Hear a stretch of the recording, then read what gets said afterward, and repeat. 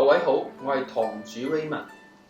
我希望無論大家咩出身都好，都可以享有金石文化嘅興趣同埋權利。今日我喺觀瀾古墟同大家分享一件美物，就係我手頭上呢一方壽山石巧式坑頭天南洞三腳蟾手把件。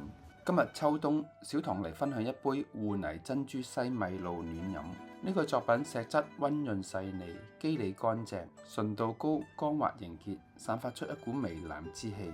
呢種淡淡嘅藍韻握喺手心特別漂亮，手感上佳。經過人石共溶之後更顯溫潤。作品難不可乾放，跟而家天南洞嘅質地上有好大嘅區別。老藝人老料子誠意作品巧式非常到位，舊工藝已經相當具年代感啦。一眼望上去已經有一種老味道，有包裝時代感懂行情嘅老玩家自然應該特別愛，屬於孤品級別。由於前主人作古，已經追唔到雕絲嘅出處。呢一件天南洞某位香港老藏家離世，佢嘅遺孀清理回流到我手。作品盡量保留石嘅原形，隨形施藝，鑑井好石，做工精細係一環好看重嘅部分。公窯點樣睇呢？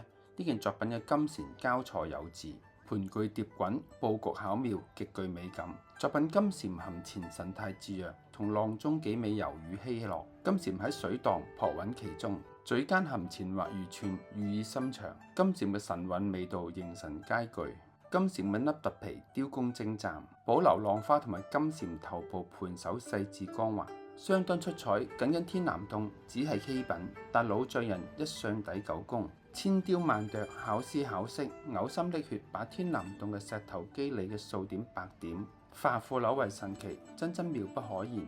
全化作金蟾嘅眼睛，惟肖惟妙。浪花下邊魷魚亦都畫龍點睛。天人偶合，作工一絲不苟，真妙不可言。呢種級數先值得收藏。一句擁有之，夫復何求？